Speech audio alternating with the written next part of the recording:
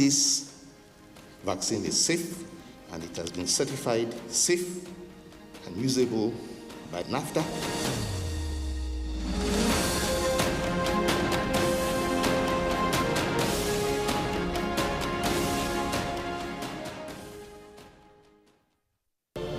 These days, people get their news and information from more media sources than ever before. Some of the news and information given are fake, unverified, doctored, and manufactured to create confusion, stir disaffection, and cause disunity. Before you believe or share any news, ask yourself, is this real? Is it from a credible source? Is it verified or verifiable? Fake news is dangerous. Whether you do it for fun or for political gains, real people can get hurt. Fake news, don't create it, don't spread it. This is a public service announcement from NTA. You can follow us on all our social media platforms: Facebook at NTA Network News, Instagram at NTA Network, Twitter at NTA News Now, YouTube at NTA News Online. All visit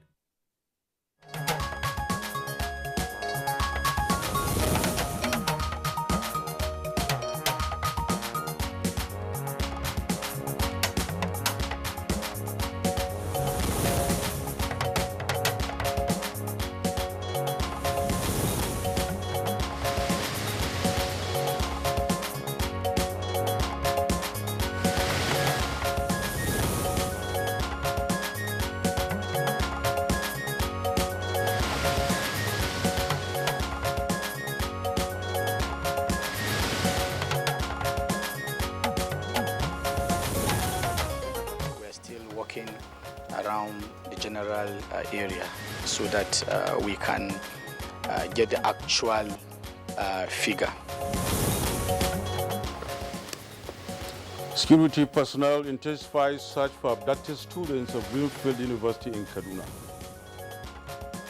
The story is different. If Nigeria can be like this the way it is today, we will really applaud the president.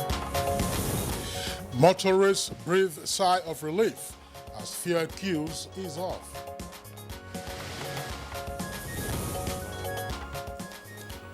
Senate approves presidential loan request for enhanced mechanization of agriculture and agro-processing in Nigeria. And on Good Morning Nigeria today, our focus is on checking the influx of firearms into Nigeria.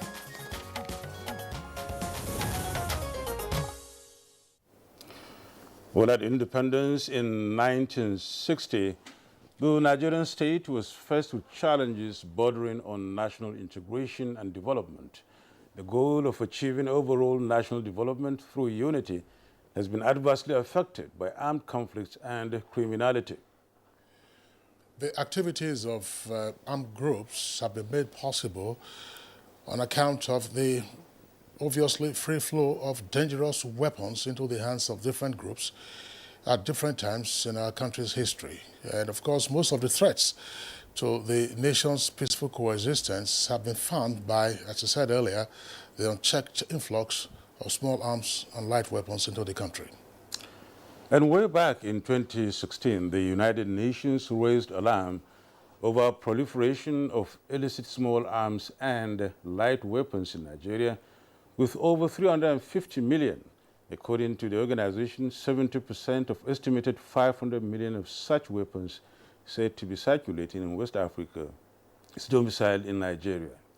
Indeed, Nadabo will recall that only recently, the former head of state, General Abdulsalami Abubakar, did say that there were at least 6 million small arms and light weapons in circulation in the country, and that just about a tenth of that is in the hands of official security agencies.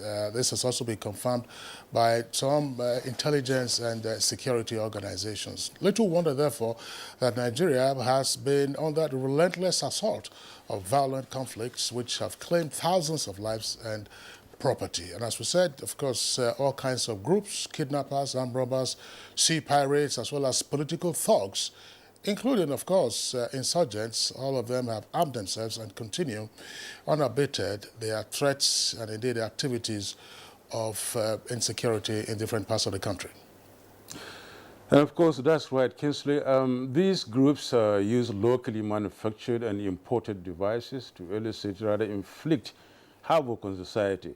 Their growing expertise in the use of explosives and other devices contribute to increased violent acts against the citizens and the state.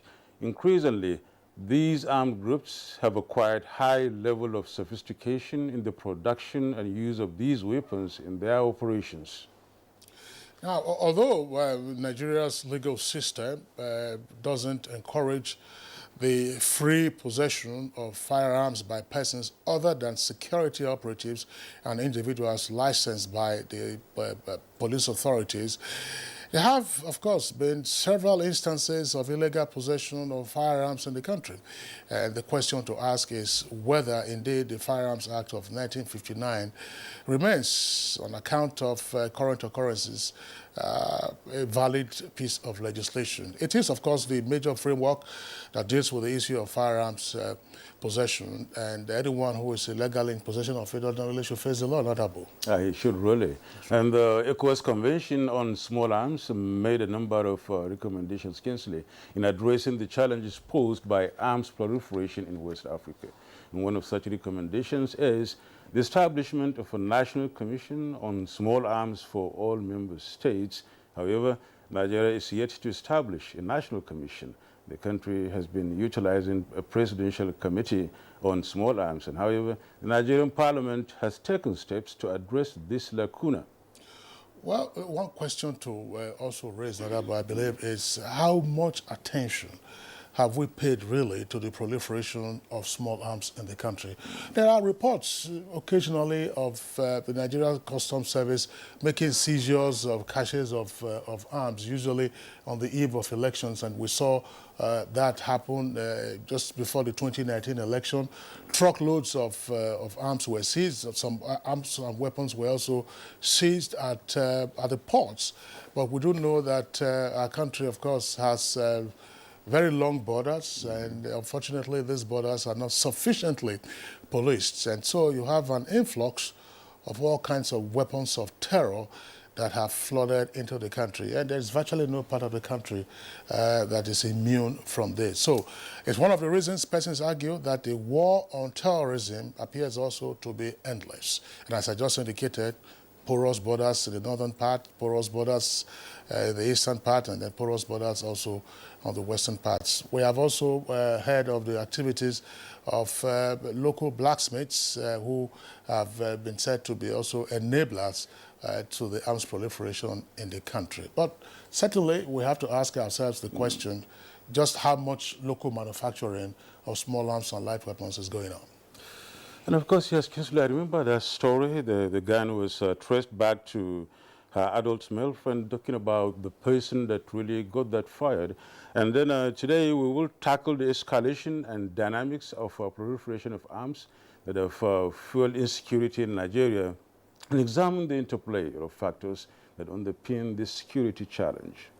That's right. Of course, we know that there are a number of factors, conflicts in neighboring countries, Niger, Chad, far away Mali and parts of Burkina Faso, but most significantly also the collapse of the Gaddafi regime in Libya. All of that have tended to provide the fertile arms for the inflow of arms and light weapons into Nigeria. So that will be our first topic for discussion today. We are, of course, also going to take a look at the consequences of the sudden death of the president of Chad. We're talking about Idris Deby, who's not been named, whose successor has now been named to be his son, who will govern that country along with, of course, a military council for the next 18 months. So what are the consequences? We do know that Chad, of course, is one of Nigeria's neighbors and has also been involved in the fight, not just against rebels on their own territory, but also against Boko Haram. So that's our outlook for Good Morning Nigeria today. I'm Kingsley Osadolo, and I welcome you to the program. Nadabu? And I am Yusuf Dadabu Usman, welcoming you to Good Morning Nigeria today. And as usual, we have our normal, complimentary segments. We have the newspaper review, we have business, and the rest of them. But for a start, let's join Dennis Adegunloye for the news highlights. Good morning, Dennis. Good morning, Nadabo, and good morning, Kingsley. Good morning, Nigeria. Here is the morning news. Security personnel have intensified the search for the abducted students of Greenfield University along Kaduna-Abuja Highway. Unspecified number of students were kidnapped. Late President of Chad, Idriss Deby, one of the longest-serving African leaders, many people say was a soldier to the last day as he died at the war front tackling insurgents and bandits. Adebola Brooklyn Sunday took a look at the impact of his death on Nigeria-Chad relations and efforts to save the Sahel region from terrorism. Nigeria-Chad relation is on tenterhooks now. So we need to really study the situation very seriously. The entire multinational joint task force have to be strengthened at this point in time. The queues that were seen in most petrol stations in Abuja in the last 3 days are beginning to ease off. Motorists expressed optimism that if recurring impasse between major players in the downstream sector is continuously mitigated, such unpleasant interruptions can be avoided. The story is different. If Nigeria can be like this the way it is today, we really applaud the president. I'm so happy. I almost passed, you know. These things are just the dealers. You see, we don't need to hoard petrol. If you are reviewing fuel, set it maybe in 3 months or in any month, we'll do this. So people will know that, okay, whatever you hear, don't bother. You can see yourself, there's no queue, and almost all our stations. Yesterday we get a truck and we discharge. The Federal Executive Council has approved more than 8.3 billion naira for the completion of the reconstruction work on the Sokoto-Tambuwal-Jiga Makera Road project in Nigeria's northwest sub-region. Works and Housing Minister Babatunde Fashola announced this while briefing journalists after the council's meeting presided over by President Muhammadu Buhari. And the reason was for price changes essentially between 2012 when the contract was awarded and now materials and costs have changed, and also the scope of works of the 85 kilometers of the road has to be changed now from rehabilitation to reconstruction because it has deteriorated from when it was awarded 12 years ago. The expected impact of the green imperative to enhance mechanization of agriculture and agro-processing in Nigeria is key to cushioning the effect of COVID-19 on the Nigerian economy. This is why the Senate has approved the presidential loan request for external borrowing of $1.5 billion and 995 million euros. That the loan is in the immediate best interest of the Nigerian state and its citizens in dealing with the COVID-19 pandemic. I want to find out now, Mr. President, if the committee in making these recommendations to us had the opportunity to see the terms and conditions of these loans. Thank you, Mr. President. But having said that, I'm in support. Let me be on the record. Within the 5 years moratorium, we are still going to be paying, servicing the interest on the loan before the repayment starts for 5 years, for 25 years. Next time, I would suggest we call the State Assembly committees, whether finance or appropriations, because they are the ones to oversight the implementation of the loan. We cannot go to the state and start saying, where is the fund used? The seaport's concession agreements between the federal government and private terminal operators signed back in 2005 have expired. What then is delaying the renewal of such agreements in view of the fact that government is likely to experience revenue losses running into the millions of dollars. National Assembly correspondent Lami Ali reports that the House of Representatives has mandated its relevant committees to find out reasons for the delay. Concession agreements that have expired are deemed to have automatically renewed without benefit of full negotiation, provided that concessionaries serve the lessor requisite notice of intent to review in line with the provision of agreements. Abuse of the Nigerian Content Development Act by ExxonMobil and the contract termination of the Nigerian oil companies have caused untold hardship to those indigenous companies and the host communities. It is inimical to the welfare of the citizens of our country who are suffering this. Then we are obligated to look into it. 65 new COVID-19 infections have been recorded nationwide within the last 24 hours, bringing the country's total confirmed cases to 164,488. The Nigeria Center for Disease Control, NCDC, says among the new cases, Lagos recorded 41, Kaduna 6, Kano, Rivers and Plateau recorded 3 new cases each, while Akwa Ibom, Imo and Oyo recorded 2 cases. Edo, Bauchi and Osun recorded a single case each. There are still 7,956 active COVID-19 cases nationwide. 154,441 cases have been discharged so far, and the death toll currently stands at 2,061. Well, that concludes the morning news. Good morning, Nigeria continues with Nadabo and Kingsley after this break. My name is Nancy Oyedia Orom. I'm AIT correspondent. I've been covering the Presidential Task Force on COVID-19 the last 1 year. I just took the jab, the Oxford AstraZeneca vaccine, and it was seamless. And I was opportune to take these vaccines with the SGF, the ministers. So I want to use this medium as a journalist for someone who has experienced COVID in the last 1 year. I want to implore media houses, broadcast industries. Let's join hands together to propagate the good information out there for people to believe in these vaccines. That's the only way we can have health immunity and also achieve the projection and target of Nigeria come 2022. Well, I must implore all Nigerians to go out there, register on the Primary Healthcare Development Agency website. These vaccines are free for all Nigerians. Go to the website, register. It is free for you and I.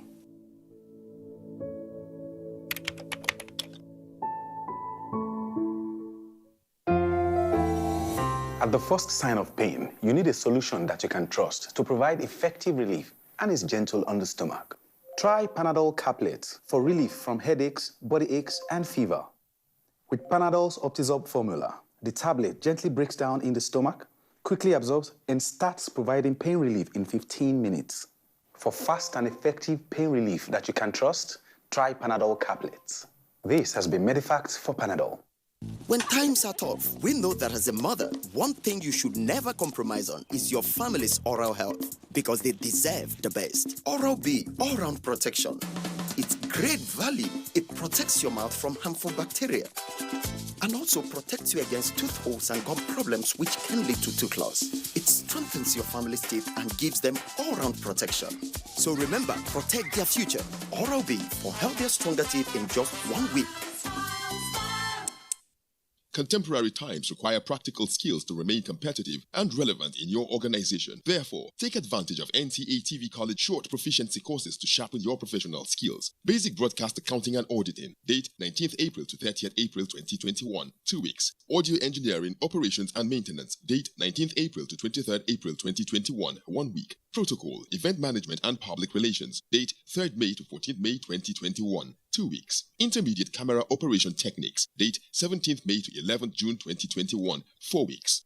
The course fee for the 4-week course is 100,000 naira per participant. The fee for the 2-week course is 80,000 naira, while the course fee for the 1-week course is 40,000 naira only. Accommodation inclusive. Venue for all the courses is the serene and secure environment of NTA TV College near Old Government House, Rayfield, Jos. For more inquiries, please call 0803-314-4383 or 0806-980-9807. NTA TV College, Jos. Training you to be the best you want to be. It's the dawn of a new era on NTA's flagship program, the Sports Parliament. Revitalized with lots of varieties, including feedback responses from viewers. Sports Parliament, the weekly sports show that exposes all the intrigues in the Nigerian sports sector and projects an agenda on the way forward for Nigerian sports. On NTA every Thursday at 10:30 p.m., running for 1 whole hour, discussing sports. The parliamentarians are more committed than ever to enlighten the viewers as the Sports Parliament takes it to a whole new level on the floor of the House. Keep a date with the Sports Parliament as motions are moved every Thursday on the floor of the House. Mr. Speaker with his gavel to harmonize sports resolutions. The Highs have it. Liverpool are still in the hunt for a top four finish as they welcome Newcastle United to Anfield. Will their ambitions be foiled by the visitors? This Saturday, it's Liverpool versus Newcastle United on the Premier League Live, showing on the network service of the NTA from 12 p.m. The Premier League Live is brought to you by Baba Ijebu in association with Gold.com. You're watching Good Morning Nigeria, reaching you live from the studios of the Nigerian Television Authority. And of course, this morning we shall be talking about, checking the influx of firearms in Nigeria and have a little bit of, talk on the Chadian issue. Well, in the meantime, let's get going with the, business news, which really kicks off with e-commerce and digital payments, which is key to revenue generation in Nigeria. Comfort Ahmad examines the rise of web-based transactions on business news. The value of digital financial services has continued to soar, with e-commerce, e-payments and cash displacement boosted in the wake of COVID-19. The surge in demand for digital products and services, financial authorities say, requires revenue administration to transit to a digital future for optimal revenue mobilization. I think what the pandemic has shown us is that those revenue agencies around the world who were able to have already adopted digital modes of compliance were able to continue their operations quite successfully despite the pandemic. Revenues, of course, dipped. That was because of the economic decline. Consumption fell, so VAT revenues fell. Profits fell, so income taxes fell. There's also the need to consider e-solution that will enhance the effective taxation of the informal sector, which has remained a huge source of untapped revenue. The Nigerian Stock Exchange All-Share Index firms up by 0.29% to retain a positive posture as investors gain 59.01 billion naira. The equities market closed at 39,128.34 basis points as against plus 0.43% appreciation recorded previously. Its year-to-date returns at present is minus 2.84%. With business news, Comfort and Modu. All right, thank you very much there, Comfort Amodo, for the business package. Next for us is newspaper review.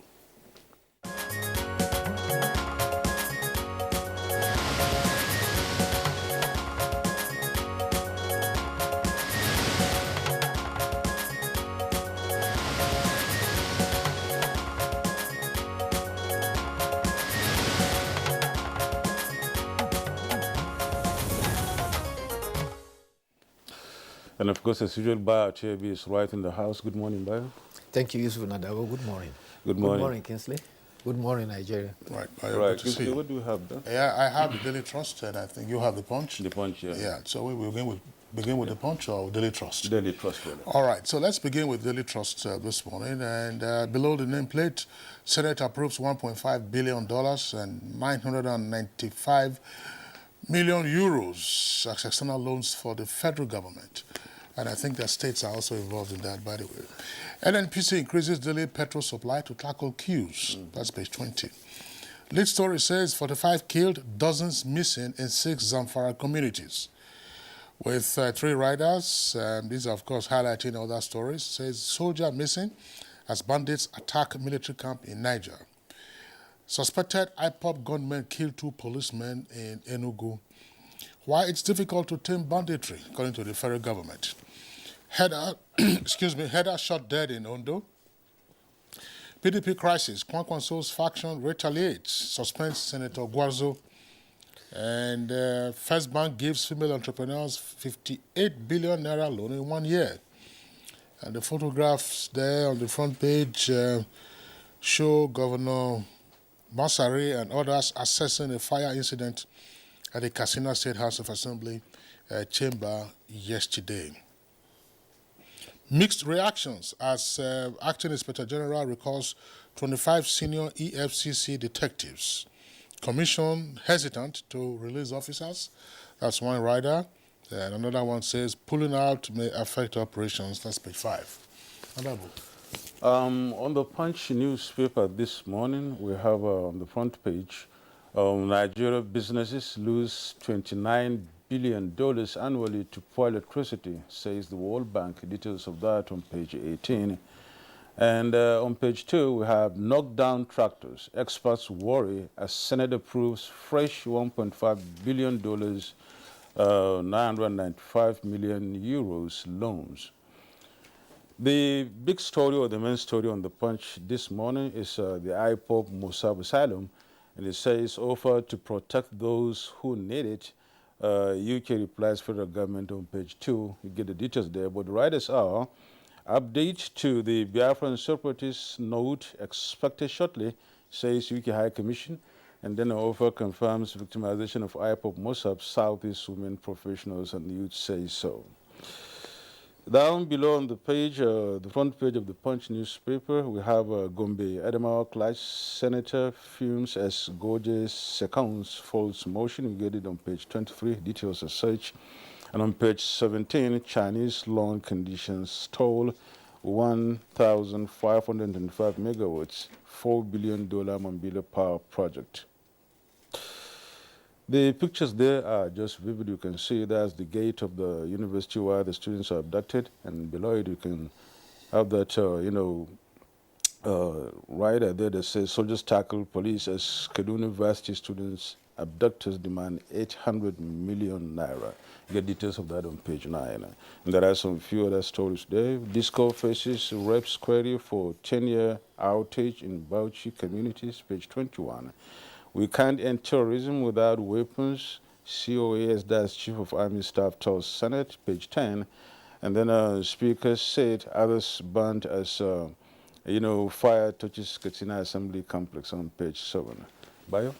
Thank you, Nadao. Well, let's go to Enugu, where we have the story where the Commissioner of Police, Mohammed Aliu, has deployed command intelligence and operations to hunt down gunmen who attacked and burned down Adani police station. He called the attack unprovoked and unwarranted. 2 policemen resisted the attack, but unfortunately they suffered injuries and died in hospital later on. The attackers, like the previous one, came around 2 a.m. and the commissioner has now raised alarm. He has called on members of the public to provide the police with credible intervention to assist in arresting the criminals. Also, he has raised alarm to all owners of medical facilities that they should look out and report any suspects with gunshot wounds injuries. It may be recalled that the last attack is coming 2 days after Zone 13 headquarters at Ukpo was attacked, and it is also following the attack on the Imo Police headquarters, which occurred 2 weeks ago. And in the report you indicated about bandits' attack on a military camp, yes, bandits have attacked a military camp in Zazaga, which is in Moya, local government area of Niger State. The bandits adopted a strategy. They divided themselves into 3 groups. One group went to the military camp, which is about 500 meters away from the city center, where the soldiers were. Another group went onto the highway and waylaid any possibility of persons coming. The third group went into the community to prevent the reinforcement by the vigilance of that place and the youths. But the soldiers put up a resistance, but when apparently they were outnumbered and run out of ammunition, they now had to retreat. Meanwhile, they said one RSM is declared missing, he's not being found. Another related development for which soldiers came to the rescue is students of the Greenfield University at Kasarami, which is along Kaduna-Abuja Express Highway. The youths in age range between 17 and 20 stormed the university campus, was shooting sporadically, surrounded the students, hit some of them, and forced doors open. They even killed one porter at the hostel. One student reacted and said, look, these bandits are just small boys, 17 to 18 years. If not for the guns they were holding, we would have tackled them. Well, soldiers of the Operation Thunder Strike were able to rescue some of the students. Meanwhile, the criminals have contacted one of the parents of the student and are already demanding 800 million as ransom. The soldiers of Operation Thunderstorm rescued some of the students, and in fact, they had to cook and serve some of the students who were observing the Ramadan fast. In the same way, the challenge that is being faced by the police is now being remedied, following the Acting Inspector General of Police instructions that police officers of Chief Superintendent and above who are serving in the Economic and Financial Crime Commission should return to their base in the police. This is said to be sequel to the recommendation of Justice Ayo Salami panel that provided a report after investigation. The officers are to report back to their police command. Meanwhile, a human interest story, a body of a Nigerian stowaway who sneaked into the airport and hid under a KLM flight that landed in Amsterdam has been found dead. The body was found underneath the landing gear of the airplane. The Dutch police indicated that the stowaway possibly must have died from hypothermia due to loss of oxygen. The airport authorities in Nigeria are wondering how he was able to beat airport security and got himself into the aircraft and managed to lock on under the aircraft and got stowed away to Amsterdam. The Senate has approved external loan requested by the federal government. With the story you read, the Punch on the front page was saying that it's a fresh loan. But if you go to page 3, paragraph 3 of this report, you will see that it's a different thing that is said there. Have you seen the report? On paragraph 3? Paragraph 3 of the... Okay, the loans were parts of external borrowings the President, Major General Muhammadu Buhari, had in May 2020. May 2020? We are almost May 2021, 1 year ago. Yeah. But here's the headline saying it's a fresh loan. It's a fresh one, yeah. It's not a fresh one. So sometimes some of these headlines are completely misleading. Be that as it may, this followed the review of the report of the Senate Committee on Local and Foreign Loans. The loan is $1.5 billion and euro 995 million, and they are meant to finance various priority projects as proposed to the President, to the Senate. The Senate Appropriation Committee had reviewed it and has approved some of it. Some of it is also for the support of states with fiscal challenges. The 1.5 million is to be sourced from the World Bank, while the 995 euro is for Export-Import Bank of Brazil. Okay. Well, I was just wondering, it's a worrisome development that university students have also now been targeted by kidnappers. The students at Greenfield University in Kaduna were picked up yesterday by kidnappers. It was Tuesday? Tuesday rather, yes. Tuesday night against Wednesday. 8:45 p.m. Tuesday night. And obviously teenagers. You don't have to be a security expert to imagine straight away that there are probably henchmen behind these gun-toting teenagers who went to pick up the students from their hostel. If a teenager, what is the source of the weapons of that teenager in the first instance, of those teenagers? And assuming the parents say, okay, we're going to pay 800 million naira, or even a fraction of it, can a teenager handle 10 million naira in his hands? Without there being evidence that, look, this young kid has happened upon unexplained wealth, as it were. So who are those behind, who are the sponsors of these kidnappers?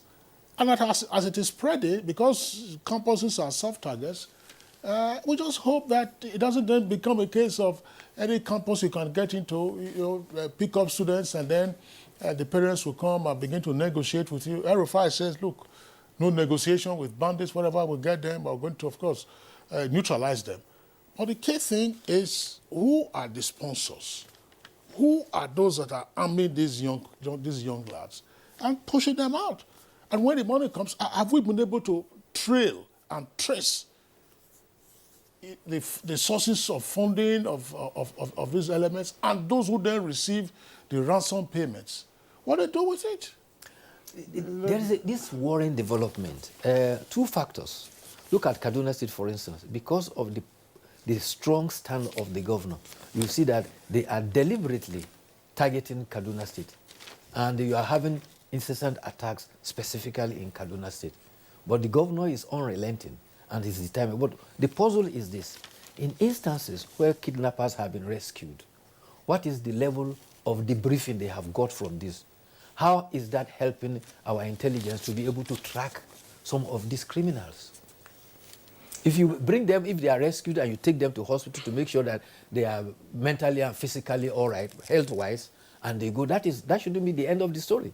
It must be a source of intelligence to be able to get serious debriefing for our security agencies. Not only that, I think Bio and Kinsley, and indeed Nigerians, we should try to see this or look deeply into this Safe Schools initiative. You just had it on the paper. And of course, it doesn't really mean so much if such are going to continue in schools and all over the places, all right? There should be some other things to be done in order to have these things, checked very well, because these kidnappers don't fall from the sky. They come from somewhere, and then they attack. So I think it's high time that we look at the Safe Schools initiative and then look at other ways of trying to check, these attacks, even by the community, and by security agents. But nonetheless, that's just by way of, an advice. Thank you so much, Bayo. It's a nice day today. Waiting for you tomorrow. Thank you. Are you watching Good Morning Nigeria? And of course, we're reaching you from the NTA. We shall now take a break. Stay with us for more. شهر رمضان الذي أنزل فيه القرآن. The Muslim Ummah are cordially invited to the 15th NTA, FRCN and Voice of Nigeria Ramadan lecture, scheduled for date 24th April 2021, time 9 a.m. inshallah. Topic: Causes and Solutions to Nigerian Security Challenges, the Islamic Perspective. Guest lecturer, Sheikh Dr. Jabir Saini Mehula, Head of Department, Arabic and Islamic Studies, Sokoto State University, Sokoto. The venue for the event is Lumana Multipurpose Center, River Close, off Jabi Road East, of Sultan Road, Kaduna. Chairman of the occasion, His Royal Highness Ambassador Ahmed Nuhu Bamali, Emir of Zazzau. Special guest of honor, His Excellency Malan Nasir Ahmed Arufai, the Executive Governor, Kaduna State. Hosts Yaqub Ibn Muhammad, Director General NTA, Dr. Manzur Liman, Director General FRCN, Dr. Sita Okechuku, Director General Voice of Nigeria. Announcer, Organizing Committee. Hello, madam. Would you like to join us on this mission? Yes, but how? Just one question for you. How do you keep your toilet clean? I use regular detergent and bleach for washing and removing yellow stains. I have been using it for years. Oh, madam, the regular detergents and bleach are used for washing clothes. To disinfect your toilet properly, you need Harpic 10X. It is specially made for germs and stains remover. Harpic sticker formula settles on stains and gives 10 times better cleaning compared to regular detergent and bleach. Wow! Now I'm convinced, Helen Paul. Really? Yeah. Now that she's part of the mission, the next house is yours.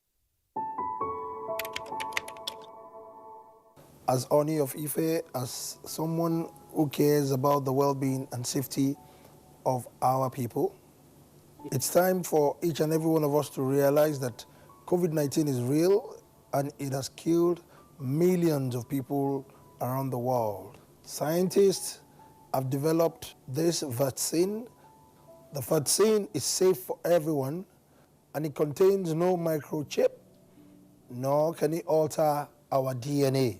However, we must continue to stay safe and stay clean, wear face masks, clean our hands on a regular basis, and try as much as possible to avoid crowd and gathering. For those who choose to be vaccinated, a long way in protecting yourself and your loved ones from COVID-19.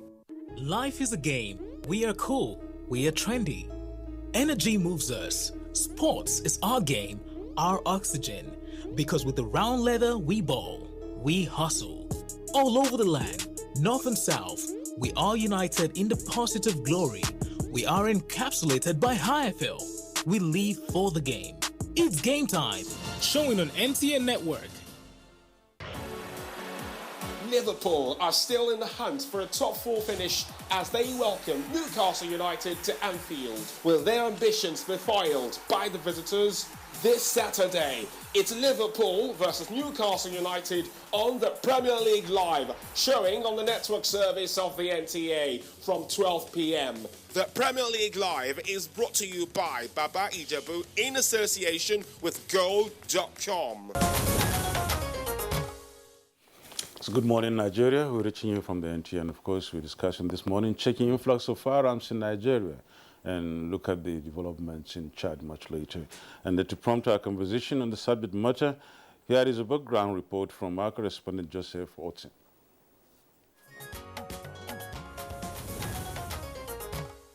Nigeria's legal system does not encourage possession of firearms by persons other than security operatives and individuals licensed by the police authority.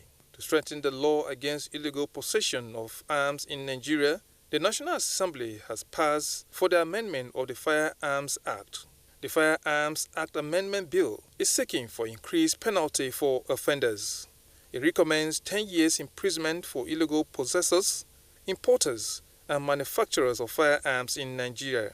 It also prescribes a fine of 1 million naira against offenders, as well as stamping of all firearms sold and transferred respectively. But even with the legislation, influx of firearms into and across Nigeria continues to be on the increase. Recent United Nations report says 70% of estimated 500 million of illicit small arms and light weapons circulating in West Africa is domiciled in Nigeria. The enablers of the proliferation of these weapons have been associated to the fallout of the 2011 crisis in Libya, where many fighters fled with arms and ammunition. Conflicts in neighboring countries like Mali, Chad, and Niger, porous nature of Nigeria's borders, and activities of local manufacturing factories. Increasing influx of firearms into and across Nigeria, according to security reports, is greatly fueling and sustaining insurgency, kidnapping, armed robbery, sea piracy, and communal crisis, among other security challenges, leading to loss of thousands of lives. In August 2020, President Muhammadu Buhari approved the establishment of a national center for the control of small arms and light weapons. Despite all these measures taken, Nigeria continues to face proliferation of firearms, threatening the peace and tranquility of the country as well as its sovereignty. Reassessing the factors responsible for influx of firearms in Nigeria and how to mitigate them to curtail the present security challenge is right on the table for guests on Good Morning Nigeria to digest.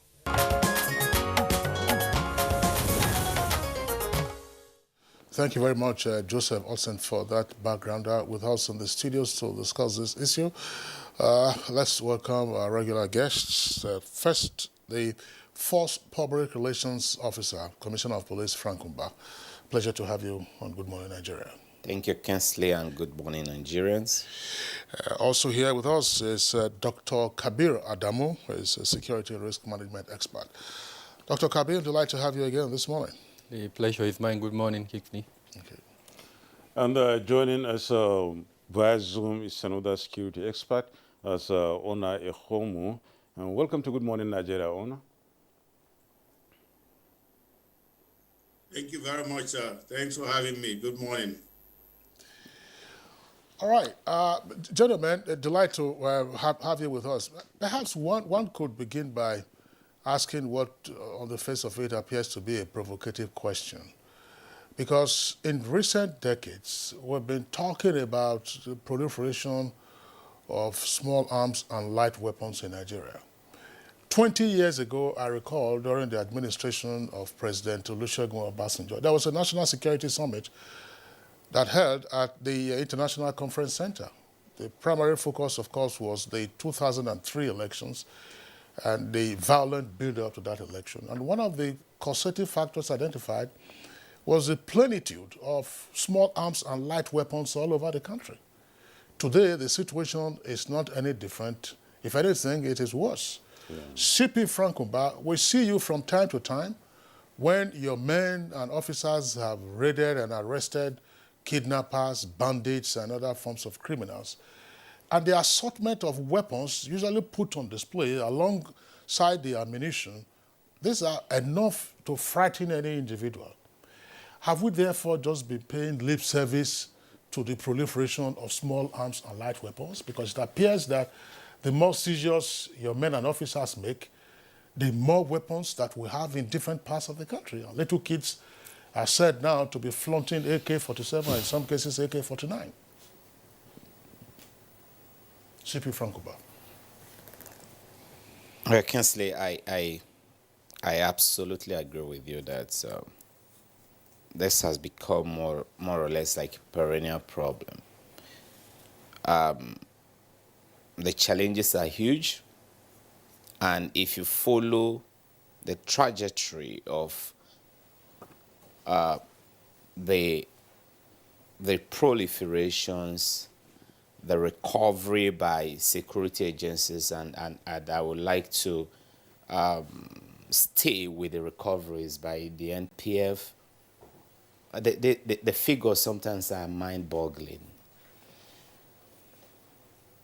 And you begin to wonder, just like you, why is it that in spite of the arrests, in spite of the recoveries, in spite of the seizure, in spite of the naming and shaming of these gangsters and syndicates and traffickers, in spite of the persecution, it doesn't seem to be any form of deterrent. The honest truth is that the phenomenon of arms smuggling or trafficking has got both local, regional, and global dimensions. Today, Nigeria is both an originating point, a transit point, and an end location for arms. Is an originating point because we've got some small illegal arm manufacturers dotted across the country, operating covertly. It is a transit point because some of these arms that are locally manufactured sometimes also find their way outside the shores. The criminal elements, because of globalization, have become so intertwined and so interconnected that from Katsina, from Sokoto, they are talking to somebody in Chad, they are talking to somebody in Niger, from Oyo State and Lagos, they are talking to somebody in Benin Republic, they are talking to somebody in Burkina Faso, and vice versa. And so arms now move very easily. Communication, the internet, everything has made it easier for them to communicate and for them to stay in touch. In as much as these tools have also become useful to investigators, to the intelligence community, as we're exploiting these tools to use them to gather intelligence, to do investigations, to take productive measures. The criminal elements are also using those tools at the same time. And the lifespan of AK-47, for example, which has become more or less the iconic weapon for both legitimate and illegitimate groups, for both state actors and non-state actors. The average AK-47 can last for as long as, it has a lifespan between 20 to 40 years. So it makes it easier for it to move round and round and round. It could move from Russia to Congo, from Congo to Libya, down to Nigeria, return again to Libya, return back here again. It's durable, it's rugged, it's easier to maintain, it has perfect longevity. And that's why if you look at the choice weapon for criminal elements, the choice weapon for terrorists, the choice weapon for drug barons, the choice weapon for bandits and armed robbers and kidnappers has always remained the weapons from the AK family, from the Kalashnikov family. So it's a huge problem. You talk about the stretch of our borders. Of course, we all know Nigeria is bordered by about 4 countries: Niger, Chad, Cameroon, Benin Republic. We have a large expanse of water. The littoral states of Lagos, Ondo, Bayelsa, Rivers, and then up to the Gulf of Guinea. We know the challenges we had during at the peak of the militancy problem, where we had ships coming in from the Eastern European countries and swapping our crude with weapons. So, but the good thing again is that we know these things and we are working around the clock to do what we can do, given the challenges, given the difficult ecosystem we're operating, to also deal with that. For now, what the NPF is doing, what the Nigerian Police Force is doing, is we've identified the hotspots for arms trafficking in Nigeria. And the hotspots are majorly the border areas. And today, these border areas are receiving a lot of attention from our men. We've also come to understand very clearly the international dimensions of arms trafficking. And that's why we are focusing on identifying, investigating and dismantling international arms smuggling syndicate. We've done that successfully from 2019 till now. In fact, in one of the syndicates, we track them all the way. We follow them all the way from Shaki in Oyo State through to Benin Republic, follow their route up to Ghana, up to Burkina Faso, and picked up every single person involved. We worked with Interpol, we worked with WAPCO. That particular syndicate, we recovered in one single operation 6,000 rounds of AK-47 ammunition, 6,000 rounds. As I'm speaking to you, there are operations going on in Katsina. They have been largely successful. I will not give details. That operation took our operatives all the way from Katsina up to Sokoto. That is also another huge international arms smuggling syndicate. This particular trafficking gang specializes in supplying bandits. And we have made major inroads. Probably in the next 1 week, we'll be speaking to Nigerians about that. So we having clearly mapped out the hotspots, we are putting a lot of resources, a lot of efforts, a lot of intelligence on those hotspots, and they are beginning to yield results. But again, the honest truth is like the police, not just in Nigeria, but elsewhere in the world, we have become more like doctors. Doctors that are compelled by the society to treat symptoms of diseases rather than treating the causative agents, rather than dealing with those parasites that are actually throwing up those diseases. We don't have that capacity. We can only deal with the symptoms. And so other governmental agencies, other levels and layers of government must work with us to also deal with those underlying factors that are throwing up these crimes. They must work with us to tackle those criminogenic factors that are throwing up these characters, throwing up the proliferation of arms, driving the demand and supply, making people to see arms possession as a necessity. We must work on this. We must work on those factors. We must restore confidence. We must stabilize our countries.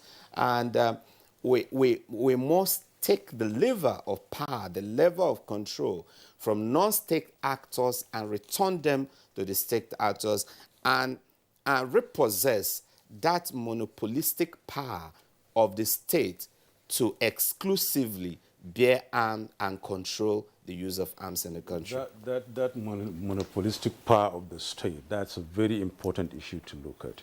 And of course, the synergy now between you and other security agencies is another aspect of this very discussion, which we'll be talking about much later. But before we get deep into that, let me first of all congratulate you, at least Kingsley, for appearing. This is the first time he's coming on board on Good Morning Nigeria as Commissioner of Police. Congratulations for that. Thank you. Thank you. I'm actually surprised. I thought I'd been here, Kingsley. No, I don't think he has. You disappeared. Kingsley benched me. Actually, Kingsley benched me. So he just called me back from bench.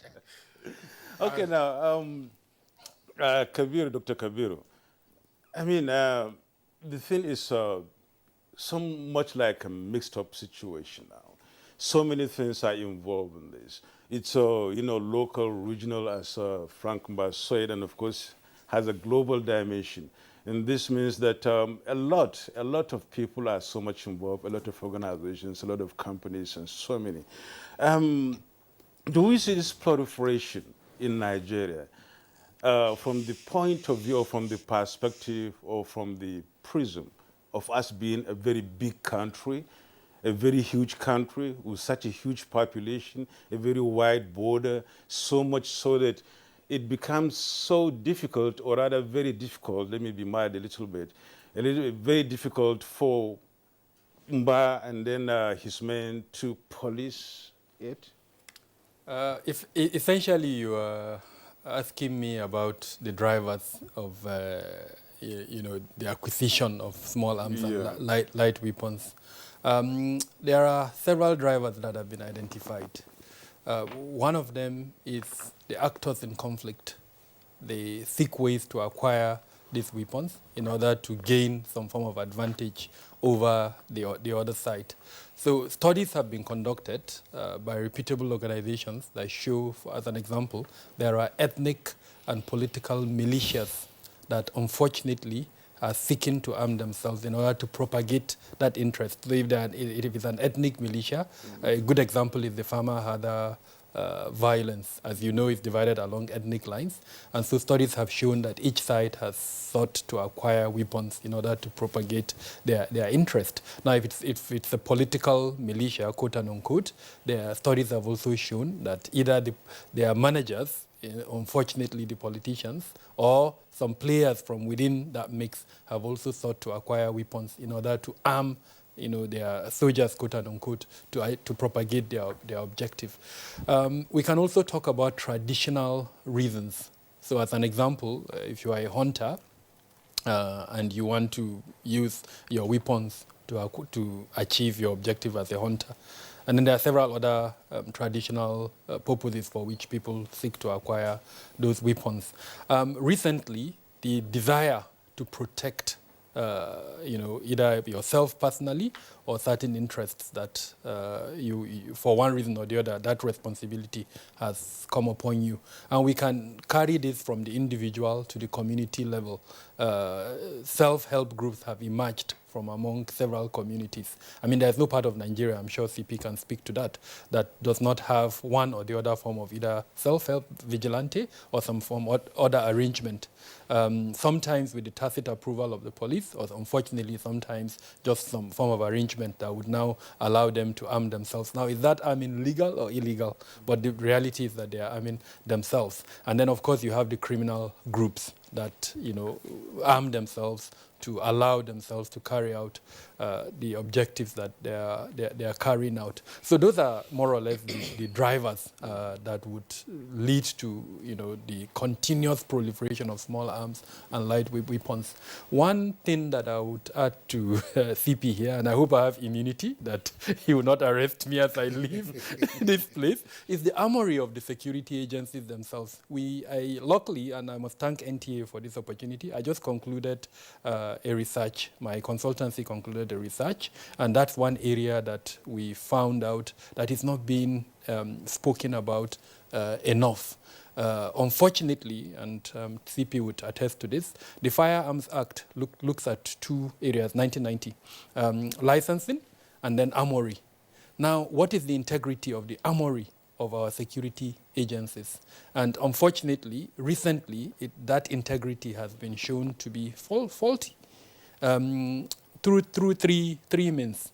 Number one, you have groups like the terrorist groups that are operating in the Northeast that pillage this armory and through that arm themselves. Then number two, you have the targeting of security personnel. As part of this report, as at yesterday, we have documented 47 attacks in the Southeast and South, targeting especially the police. And in each of those attacks, we've documented 12 of such policemen being killed. And in each of those attacks, their weapons are carted away. So again, adding to the topic that we're discussing. Then you also have instances where, unfortunately, and this has been documented too. Late Ali Kwara did a lot of documentation in that regard. And then not the immediate past, the previous Inspector General of Police actually issued a statement when he visited the communities between Kaduna and Abuja and changed several police personnel that were deployed there. I'm trying to bring out the allegation that certain officials within the police are also guilty of this illicit, delivery of weapons to criminals. So if we are looking holistically, in addition to, the very comprehensive explanation given by the CP, we need to also add that as some of the reasons why we have weapons proliferation, small arms and light weapons proliferation in Nigeria. All right, Dr. Kabir Adamu, thanks a lot for your opening salvo. Let's bring in Dr. Ona Ehomo, who is with us via Zoom. Dr. Ona Ehomo,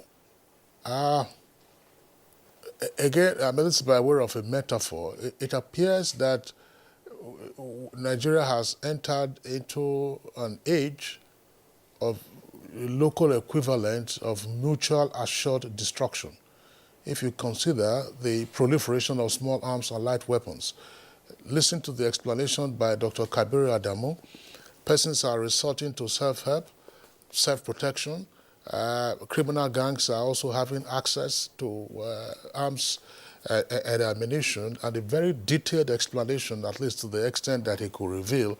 CP Frank Umba has also indicated the efforts that they are making and are still making to mop this up. But he has captured it in a way that is very significant, I believe, namely that the security agencies, police in particular, for which he speaks, is seeking to restore the monopolistic power of the state in terms of force of arms.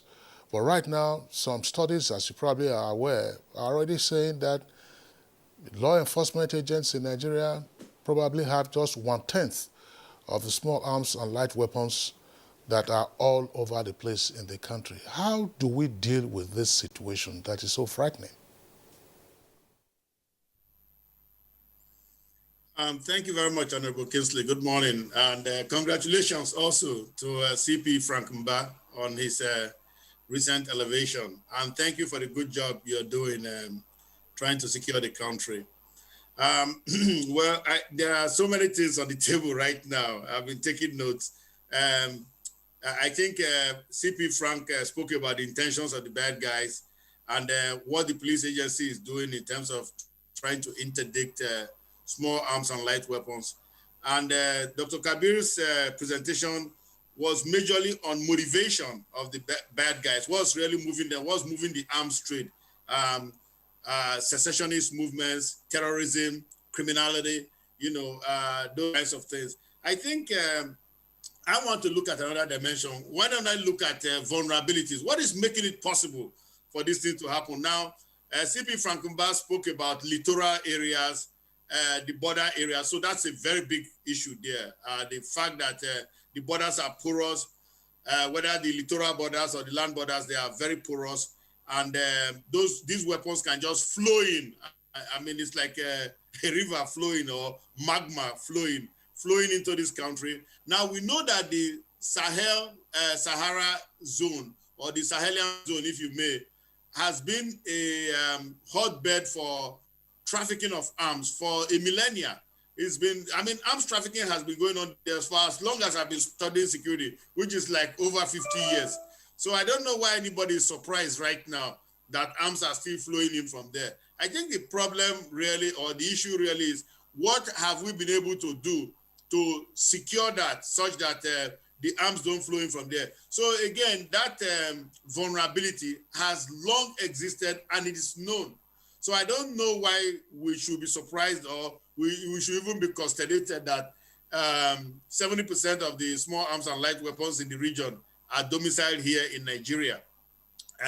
Now, I think that that is a very big vulnerability that needs to be addressed because, again, whether from the customs point of view, border controls point of view, intelligence point of view, policing point of view, even military point of view, because this is a national emergency. Now, recently, some generals came out and said that the illegal arms threaten Nigeria's survival, as a nation, that we cannot keep having this because many states, so go to the motivation argument or motivation presentation by Dr. Kabir, the fact that there are many non-state actors, and now he even documents also 37 attacks on police agencies, wow, within the past, but within the past few months, he documents attacks on police personnel for the purpose of seizing their weapons. And so this is like, we know it's going to happen. It's just a question of time. And so they are arming themselves. These are those who are not able to import weapons. They are sourcing it. It's called local sourcing. They are sourcing it from the law enforcement personnel who they can attack and seize their weapons. So it is really very fortunate that we've come to this very sorry pass. So I want to look at other issues of vulnerabilities. We need to look at, first of all, how are they getting paid for these weapons? So we must look at the financial system. We learned recently that BDCs are involved in laundering money for terrorists in this country. So that should be of great interest to our police agency and to our intelligence agencies. Now, we have the issue of movement. Firearms they don't just, they are not like text messages you send. You actually have to move them physically. We've had stories of container loads of firearms coming into Onitsha and disappearing overnight. And they are all purchased by non-state actors. These are not military or police arms importations. So these are for non-state actors. So this is very, of course, you remember the issue of the 13 containers of rocket launchers and all kinds of weapons that came in sometime at Lagos port, I think 2013 or so. Now, why I'm saying all of this, why I'm referencing this is that we have to look at what is making it possible for these weapons to come into our country, to come and kill our people. And see if we can seal those loopholes, vulnerabilities that are considered windows of opportunity. Let us see how we can seal those loopholes, how we can cover up those loopholes such that these weapons don't come in and continue to cause havoc here. Oh, well, thank you, Ona Ehomo. We thank you for your perspective and your opening salvo. But CP Frank, you heard what he said. The last thing he mentioned is talking about how do we, get these borders really very well policed in such a way that they don't really be avenues for, shipping or transshipping these weapons across. Bearing in mind, really, that Nigeria, as big as it is, as I asked Dr. Kabir, the hugeness of this country and the long range of borders we have, and looking at the conflicts in various parts of West Africa and the North African side, talking about Libya and the rest of them, even the recent developments in Chad. These are all points and reasons to worry about the proliferation of light arms into this country. How much or how far have you really gone in trying to see to it that such are being, checked in such a way that it doesn't become so much of a menace as it is now, against the background also of the fact that Dr. Kabir mentioned 47, attacks in the southeast targeting police formations and the rest of them. And also not forgetting the fact that you have complicity among your personnel in this regard. Okay.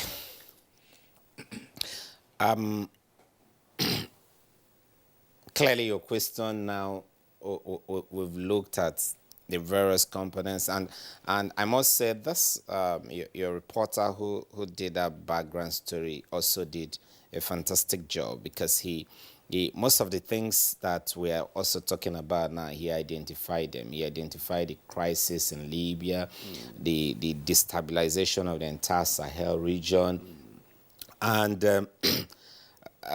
apart from the destabilization of the Sahel region, and why the Sahel region should be of utmost importance to us is the fact that the Sahel region flows directly into our country, particularly from the northern parts. There is a seamless flow from those Sahel regions into our part of the country. So it simply means that you can practically, and like Dr. Okomu said, arms movement in those areas has been as long as anybody can remember. They move on horses, they move on cows, they move on vehicles, they move on bicycles and tricycles and motorcycles. And again, when you talk of these small arms, these light weapons, a lot of them are also they're easy to be dismantled. You can fold them. You can break them into pieces. You can repack and repackage them. So it makes concealment and smuggling very easy. And then, of course, there was a time when we also had a complete destabilization of the Mano River region. The Mano River region countries of Liberia, Sierra Leone, Guinea, and Cote d'Ivoire at a time was also immersed in crisis. And then we had peacekeepers going there and coming back. I don't want to talk about what happened, but a lot of things equally happened. And then the ECOWAS protocol on free movement of goods and persons. I think this is one thing the federal government must look at very critically. When people move, they don't just move alone. When you say free movement of persons and goods, and when individuals move, or when people move, either as individuals or as in groups, they don't just move alone. They move with their chattels. They move with their goods. And some of these goods some of the items might be legitimate, some might be illegitimate, some might be just simply used to conceal the illegitimate goods. And so throughout this movement, so when we talk about policing our border, we need to look at this protocol. I am an apostle of free trade, but even free trade must be moderated. free movement must be moderated. So we don't tie the hands and the arms of our security agencies just because there's a protocol. Now, having said that, returning to what should be done, we must look, I've already suggested one, and that will require political will to deal with. If you don't mind, Franco, I know that you're still on Nadabo's question. Let's drill further into the ECOWAS protocol on free movement. When ECOWAS came into existence in 1975, the security situation in West Africa wasn't as horrible as it is today. We're not hearing of the kind of conflicts we are hearing now in Mali, in Niger, in Chad, okay, Chad is not part of it, in Burkina Faso. But we have seen repeatedly how the protocol on free movement of goods and persons virtually has become a problem for us in Nigeria, including, for instance, the advent of herdsmen from different parts of West Africa. That there is the aspect of it relating to transhumans. There are protocols, there are steps that are ordinarily supposed to be followed by these persons, but they are not following those steps. So, if West Africa, and Nigeria, of course, is the most populous country in West Africa, is there a West African police service that is ensuring the policing of, let's say, a borderless West Africa, so that, as you indicated, these goods and chattel that they are moving along the various borders do not now begin to cause problems for us, because we appear to be the end destination for a number of these weapons and the criminalities that we are grappling with. I think Nigeria just have to take the bull by the horn. The truth is we are the biggest country in West Africa, the biggest economy, the biggest in landmass and virtually everything. And so a lot of movement are inwards. And whenever Nigeria government try to step in to exercise some control, they virtually, other countries in West Africa virtually blackmail the government. But I think looking at the enormity, the dynamics, and the multi-dimensional nature of this problem, we must be firmer in asserting our sovereignty. We must not relinquish our sovereignty completely to the whims and caprices of any other person. I mean, in everything we do, if you're a regular flyer, as you get on board a plane, when they go through the routine security things, they will always tell you, in the event of loss of cabin pressure, an oxygen mask will drop like this, draw it, cover your nose and breathe normally. If you're traveling with an infant or a physically challenged person, you must fit in yours first before attending to the person. That's simple. That's the basic rule of life. It means you must take care of yourself before you can take care of the whole. So that's it. So we must we must find a way around this. Yes, there is a West African Committee of Chiefs of Police. The successive inspectors general of police in Nigeria have tried to drive that committee, and I have also seen that each time the inspector general of police from Nigeria is not driving that committee, that committee virtually goes into comatose. And so, but these platforms are not enough for us to put these checks, because these are Committee of Chiefs of Police. They are just heads of police formations in their countries, and they don't have that power to make complete policy reversal or policy adjustment. they can only enforce the law, they can only collaborate, they can only exchange intelligence and work together to secure the entire ECOWAS sub-region. But we need to do something about this free movement. It's not just about arms, it's not just about human trafficking, it's not just about headers, uncontrolled movement, but we're also talking about drugs. General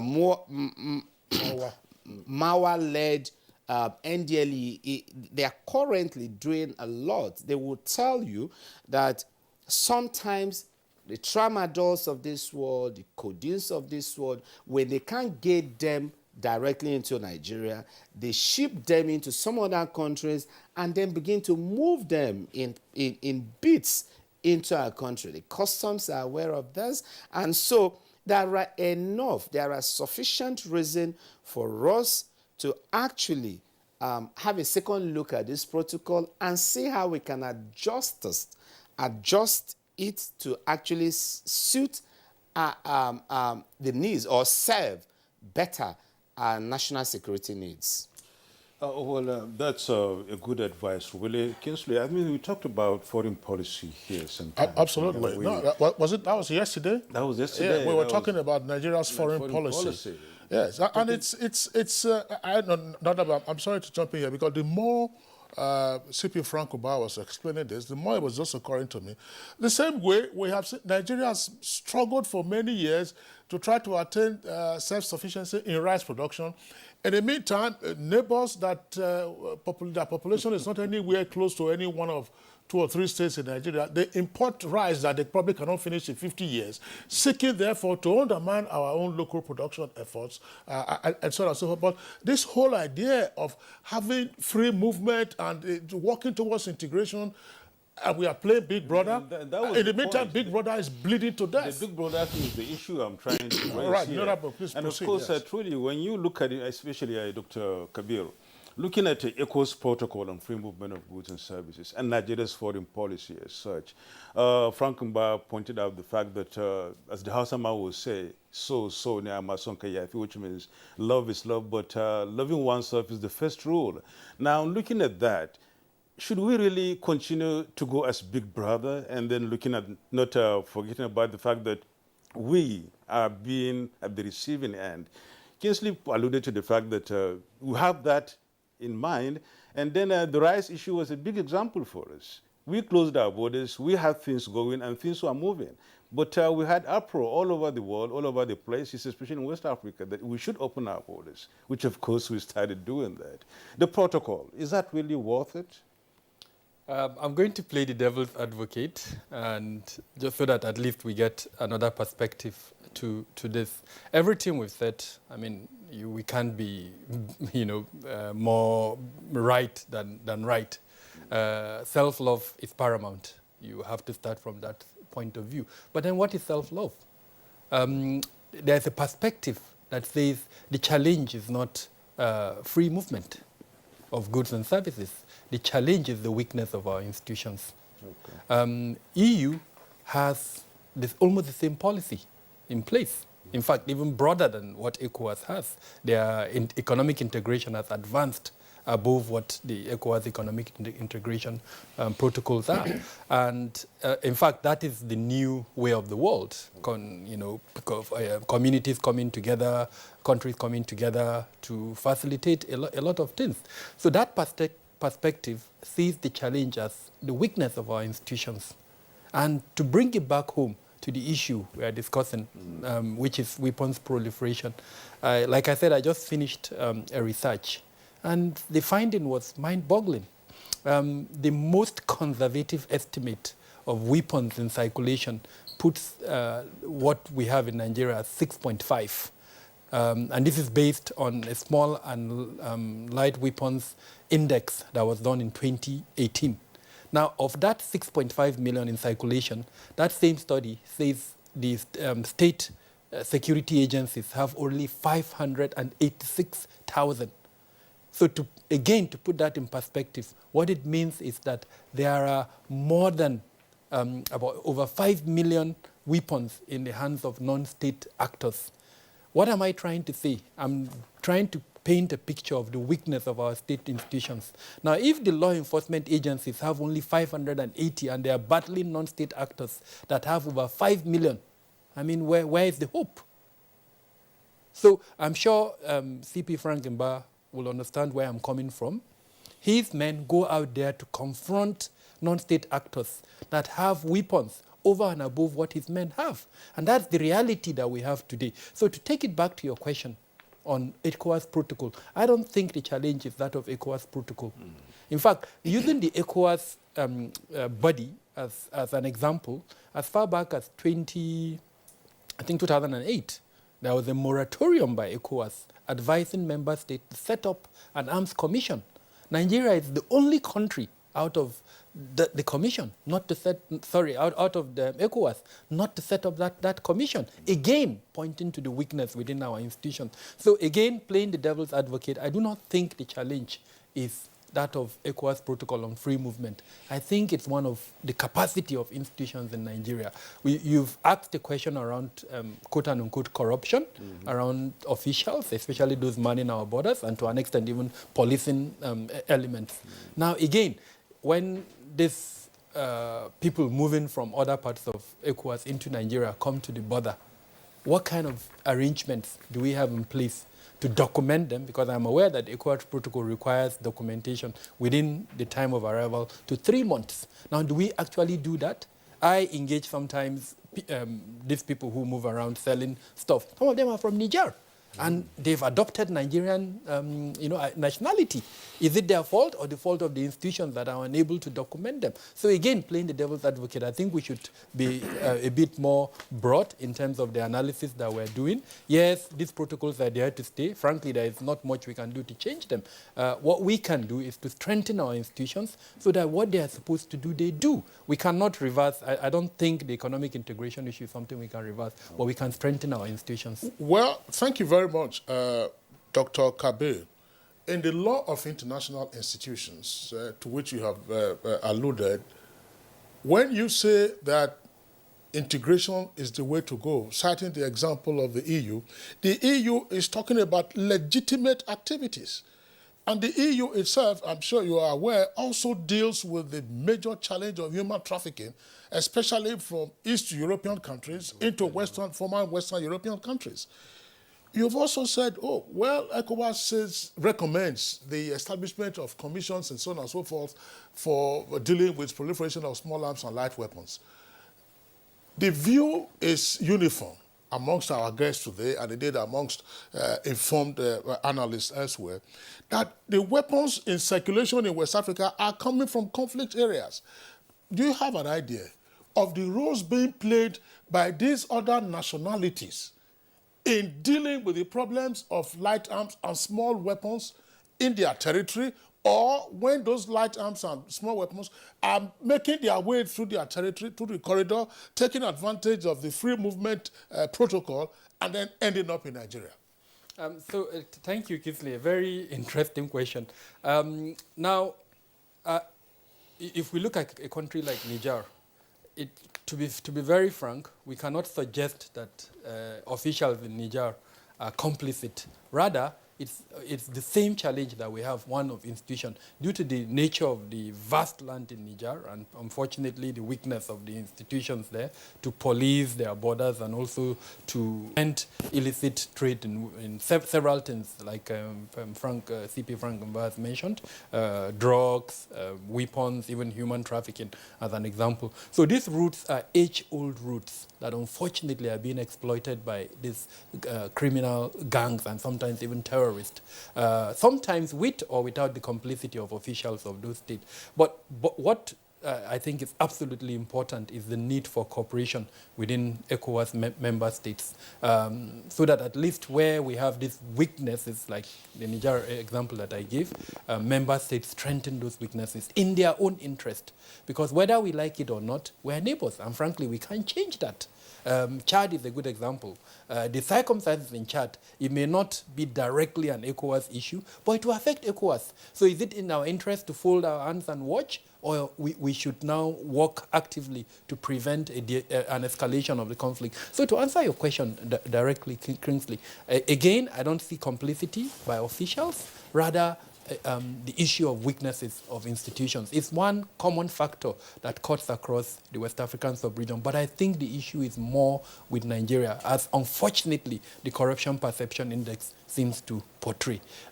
Several aspects of our institutions indicate that unfortunately that regulatory essence, I talked earlier on about our armories. We need to look at that issue closely.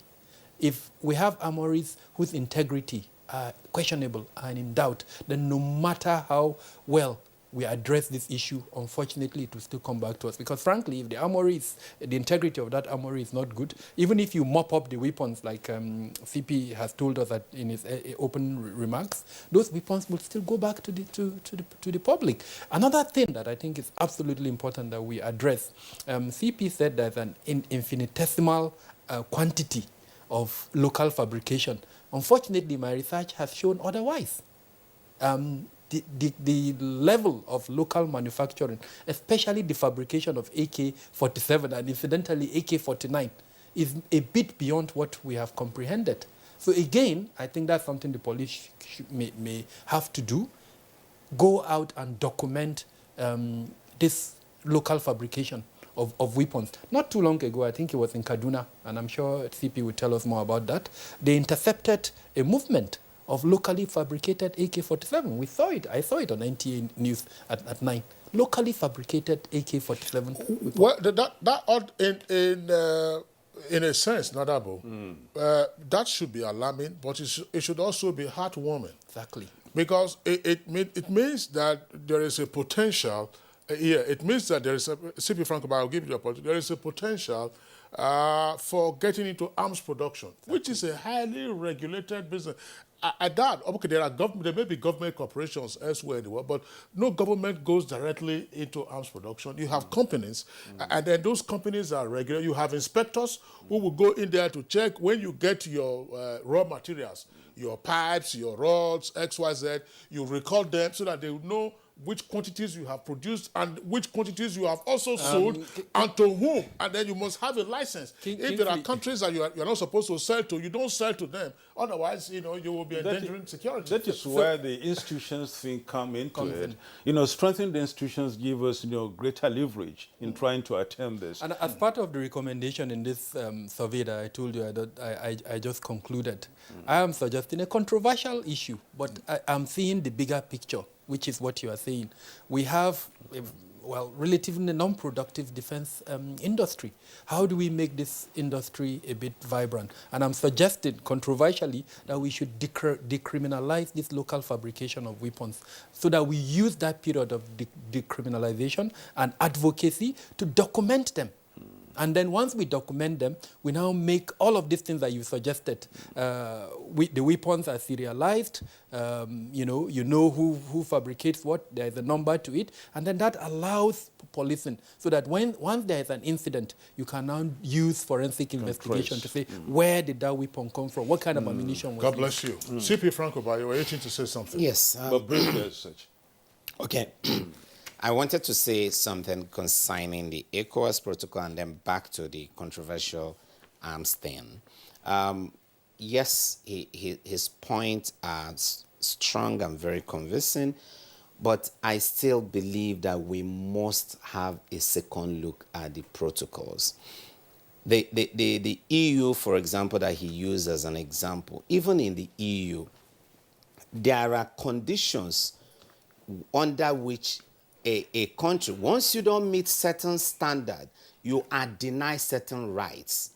And so if we must even strengthen the institutions, we must have some stick and carroting system for you to enjoy the protocol on free movement of goods and persons. So if, for example, we discover that repeatedly Niger Republic or Burkina Faso or Togo, this country is repeatedly creating rooms for free flow of illicit weapons or drugs into a particular country and putting institutions under that particular country under so much strain, under so much pressure. There must be way of piling pressure on country B. There must be way of denying them certain incentives and certain benefits and advantages in order to beat them into the line. You don't just make a protocol and it becomes there forever, and there are no, there must be how do I want to say something? Benefit and burden as a necessity must go together. For you to enjoy the benefit of this protocol, you must be prepared to also take the burden that qualifies you to enjoy the benefit. Having said that, I totally agree. In my mind, I think what we're trying to do with the modular refineries, we should also be thinking of developing a policy guideline for local arms manufacturing. Apart from Dicon, I don't know any other company in Nigeria that is manufacturing weapons. So what we've seen in our interceptions, in our investigations, we've seen people manufacturing pistols that are so beautiful. Okay. You pick them up and they look almost exactly like the Beretta pistol.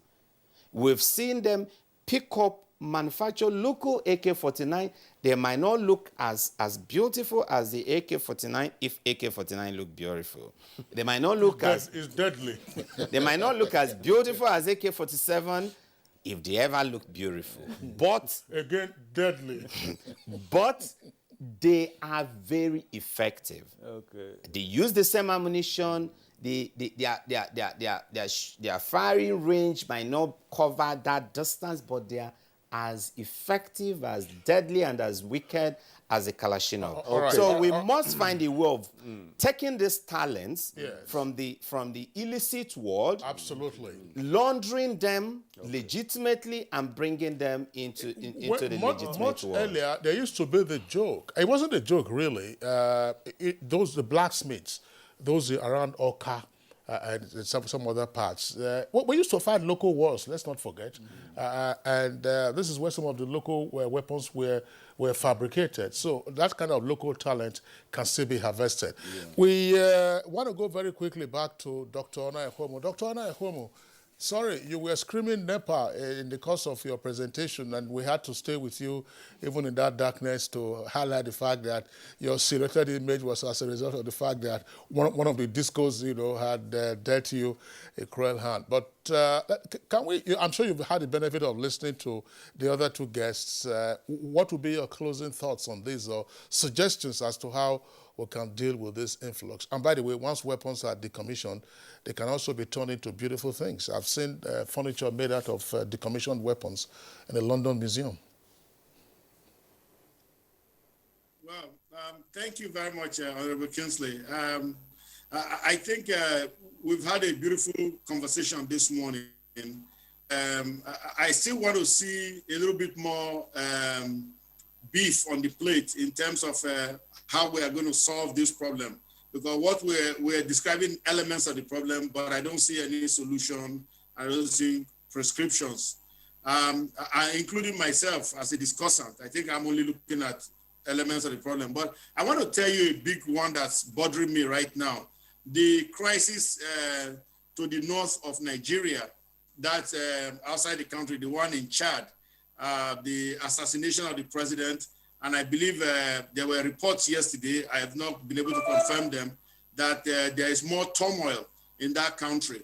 I think that is something that should engage the minds of our thinkers and strategists right now, because Chad had been a very important ally in the war against Boko Haram. Chad is an important trafficking route. It sits in the Sahara. It's an important trafficking route for arms coming into Nigeria. So what Debbie had been doing there, creating a firewall, if he did, but I mean, let's just assume he did from a policy point of view, what Debbie had been doing there is going to go away. Now the country is sliding into a little bit of crisis, political crisis, and we don't know what is the true strength of fact. The people who killed Mr. Debbie, what is their true strength? Whether they are in fact the ones now doing all that gunfire in N'Djamena. So there's a lot that's unknown here. So my thing is, first, how is it going to affect our war with Boko Haram? And more importantly, the heavy influx of small arms and light weapons that we're going to see. Because we can draw a straight line from a network analysis point of view. We can draw a straight line right from Libya down south into Borno State, and voila, here goes a lot of illicit weapons to come and kill Nigerians here and prosecute the war for Boko Haram, ISWAP, Al-Qaeda, whatever you want to call them. They are all the same 10 and 10 pence. So what I'm trying to say here is that I am very worried about that. In fact, I didn't sleep well last night, just dreaming about the problem of what is the instability in Chad, how it's going to affect us. And if you're looking for a problem, I told you, focus on the vulnerabilities. Because if you can close the loopholes, you see, vulnerabilities are important because we say in security, we say that a vulnerability is a condition that a threat can exploit. A threat can exploit, yes, to compromise or an asset being Nigerians, our lives and stuff, our military, our police people who are being killed. Now, what are the threats? The threats in this case is AK-47, illicit weapons, and the actors, the bad guys carrying these weapons around. So the point here now is, how do we seal this vulnerability, this specific vulnerability now, the Chadian one, because that's a very big one. And of course, once a weapon lands in Maiduguri, it can flow anywhere into the country, it can flow west to the northwest, it can flow south to my Edo state and all that. So we don't need that. Or it can even flow to the separatists in the southeast. So we don't need that. So let us really, I believe the military authorities, they are studying this right now. And certainly the police agency, and I'm glad that the spokesman is here with us, the police agency will really look at this right now, because this is a big threat. It's coming in, and it's going to come in, let me tell you. And so we cannot do the politics of Chad Republic, but we can at least create a better firewall, because the guy who was creating the firewall for us has been removed. And we can create our own firewall to dam those weapons from coming in. Well, thank you so much, Dr. Onai Homu. There, that was a security expert really talking about influx of firearms in Nigeria. And of course, we've got to round this discussion right here. And then thank you so much, Homu, once again for being part of that program, part of this program, really. Dr. Kabiru Adamu, it's our pleasure. We thank you so much. Thank you, the pleasure. CP Frank Mba, it's our pleasure you've been with us. Well, thank you, and God bless Nigeria. We thank you so much for watching this very segment. We shall be back in a moment with another segment, and that's going to be talking about the death of the Chadian president. And with that, we try to run the program much later in the day. Thank you so much. My name is Boss Mustafa, the Secretary to the Government and the Chairman of the Presidential Task Force on COVID-19. I've just had the rare privilege of taking my first dose of the Oxford AstraZeneca vaccine, and I can tell you that we are doing very well in terms of our response and the administration of the vaccines all over the country. As strategic leaders, we are supposed to lead by example, and the President did precisely that on Saturday with the Vice President, and we are continuing in that particular direction. The essence of taking these vaccines is to help us really fight this COVID-19 virus. And the combination of the non-pharmaceutical measures and the vaccine is the way to go in 2021 and thereafter.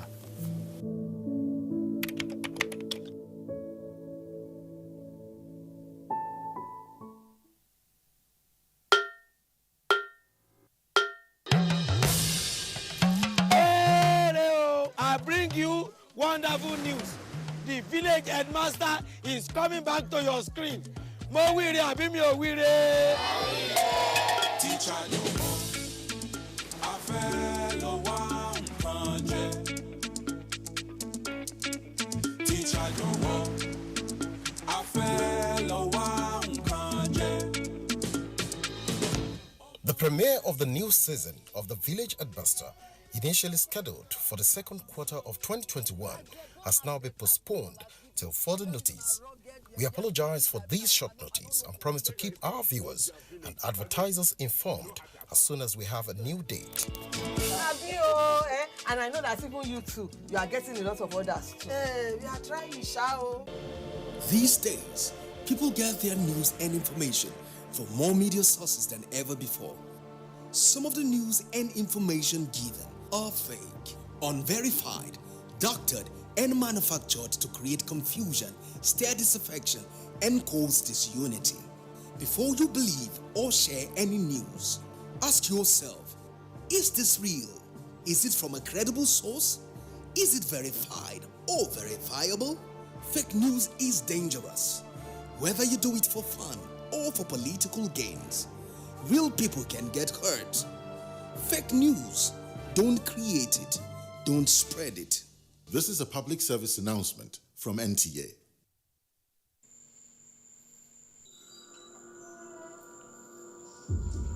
Life can be very eventful. We curiously expect things to happen, even when we don't know what. Our human nature makes us like and repost lots of information. Some are unverified, inciting anger and hate. Sometimes innocently, other times the urge to break it first. This, in most cases, has caused destruction in many nations.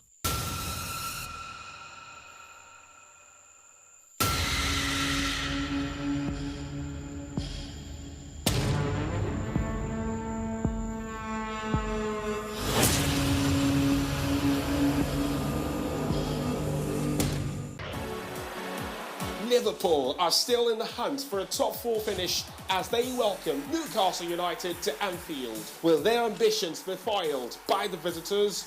This Saturday, it's Liverpool versus Newcastle United on the Premier League Live, showing on the network service of the NTA from 12 p.m. The Premier League Live is brought to you by Baba Ijebu in association with Gold.com. All right, you are watching Good Morning Nigeria live on the network service of the Nigerian Television Authority. As we indicated, we have a second topic, which already, of course, commenced as we were rounding off our first conversation. With the world waking up to the sad news a couple of days ago of President Idris Deby of Chad. He was said to have been mortally wounded on the battlefield against rebels in his country, just about 24 hours after he was coasting to victory in that country's presidential election. World leaders, of course, have been sending their condolences to Chadians and indeed other friends of that country. One of those, of course, who've sent condolence messages is Nigeria's President Muhammadu Buhari.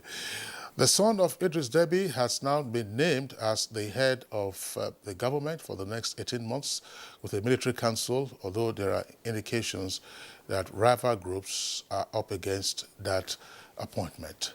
So, Nadabo, we have with us in the studios to discuss this issue right now. Yeah, truly speaking, we have, Ambassador Dauda Danladi, former Secretary to the Government of Borno State, to really look at this issue in the next maybe 10 or so minutes. Welcome to Good Morning Nigeria.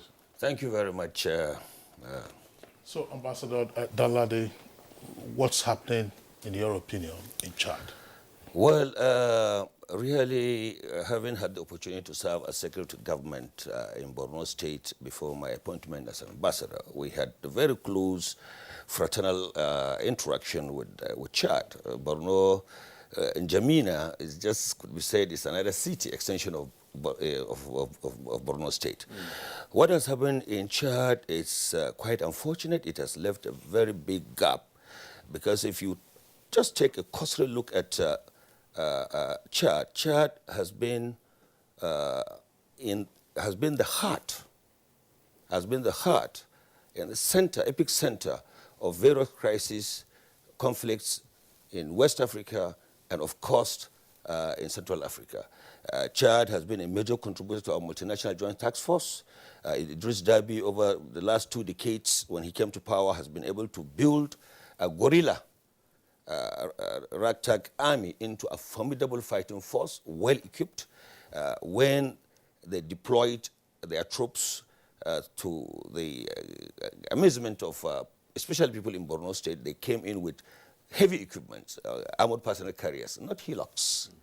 And they came up with good logistics and communication equipment, and they contributed immensely. And as you can see, last year, when Derby led the troops, they were able to clear Boko Haram and ISWAP fighters, insurgents, in the Lake Chad Basin.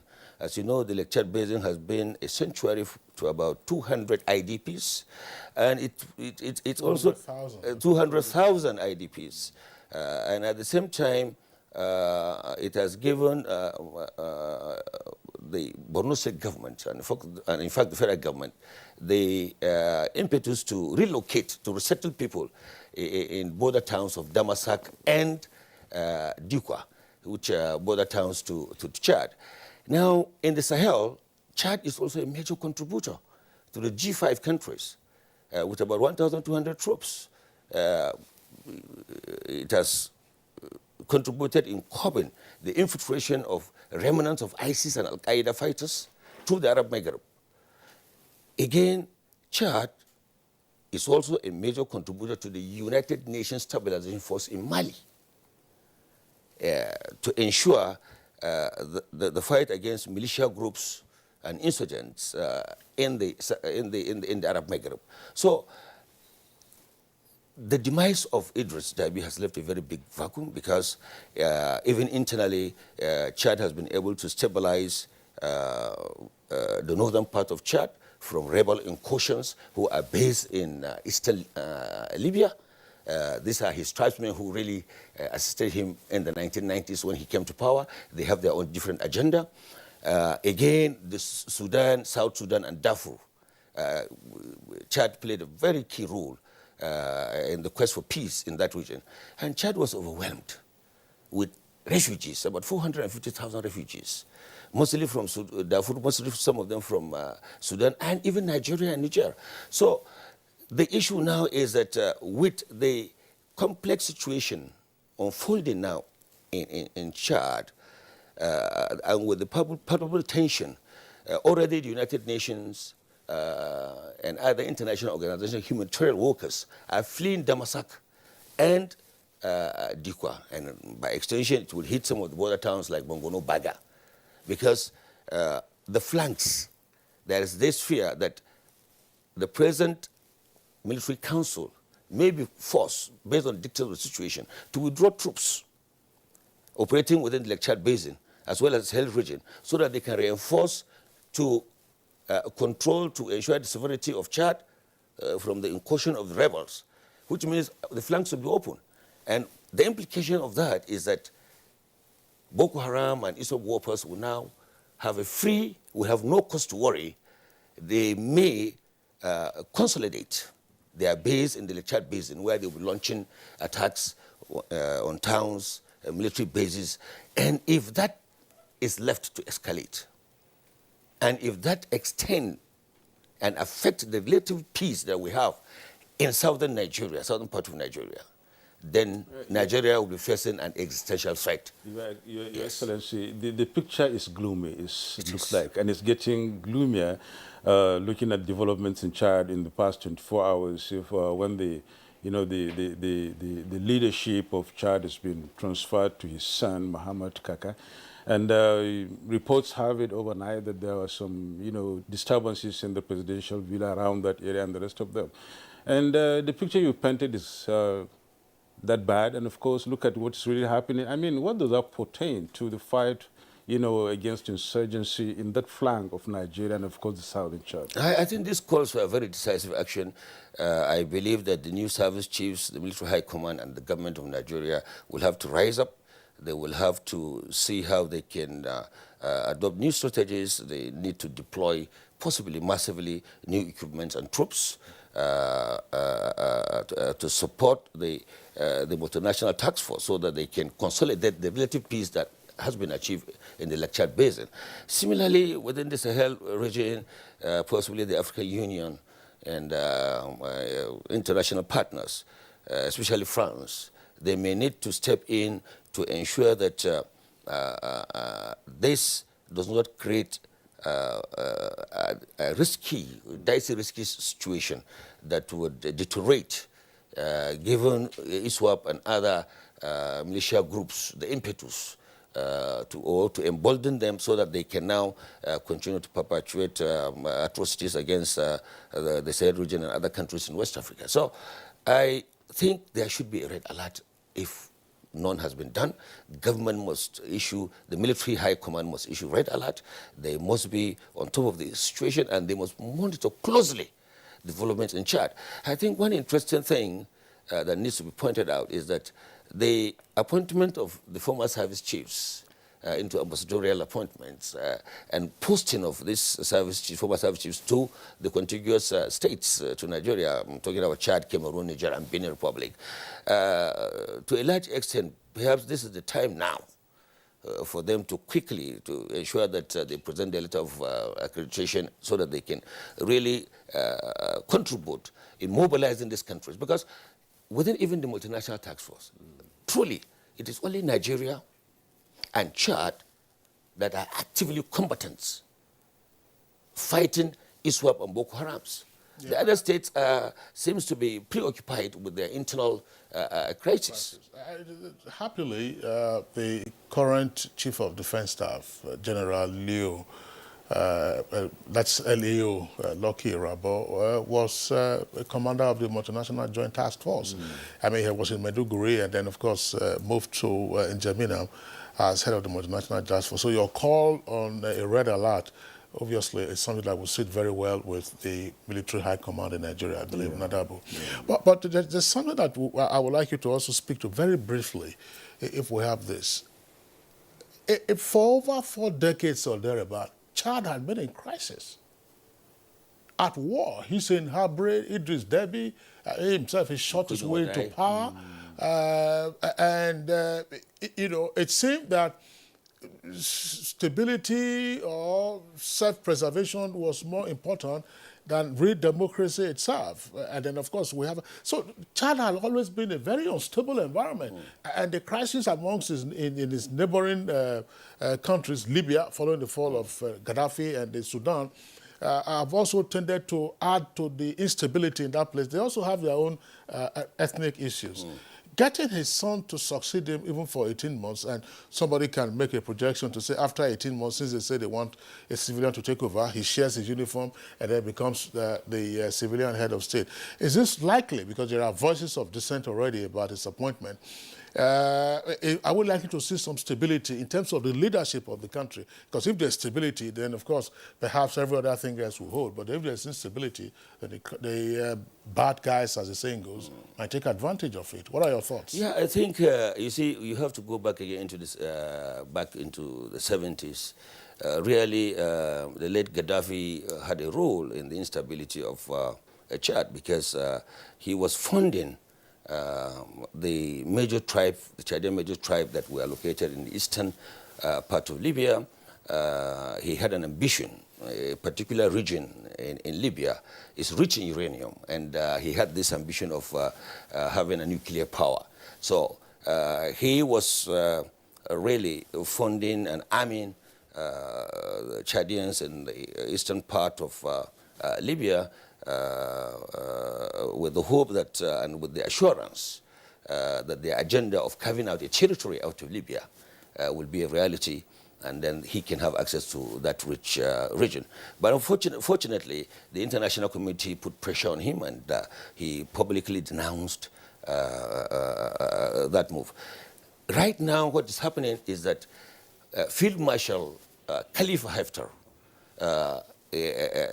appears to be funding the rebels who are stationed again in eastern Libya, because Haftar is he controls almost the entire eastern part of Libya, and he too has his own agenda.